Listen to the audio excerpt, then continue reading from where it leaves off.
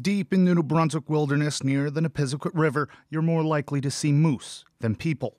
The main road going through the remote area of Popple Depot is littered with small chunks of engine belts and plastic. They're snowmobile parts. This lonely stretch is used more in the winter by snowmobilers who call it Piston Alley. It's a notoriously long, rough stretch that often breaks snowmobiles, leaving their riders stranded, sometimes overnight. It's a testament to how isolated this area is.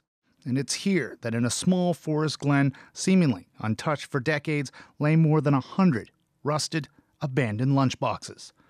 At first glance, it looks like chunks of firewood or stones that are strewn throughout the woods, but up close you can see the rusty hinges, the broken latches, and the leather handles with moss now growing out of them. It's an odd sight that we came across while canoeing and camping in the area, and there is more than meets the eye. Now, there are hundreds of these lunchboxes here in the woods, but they're not just the ones that are on the surface either. If you dig even just a little bit beneath the moss here that is overgrown, there's still more tons of lunchboxes underneath. So I dig up 2 lunchboxes and bring them to the St. John Museum for an opinion on their origin from the expert in all things old and ancient in New Brunswick, Gary Hughes. An industry. No question. Industrialization, doesn't matter whether it's rural or urban. In this case, it's rural, and something that is now obsolescent, both the lunch boxes and the industry. Hughes dates them at being between 120 and 75 years old, most likely from a lumber or mining camp. And with those dates, we travel to Fredericton to cross-reference them with the provincial archives to find out who was using the land at that time.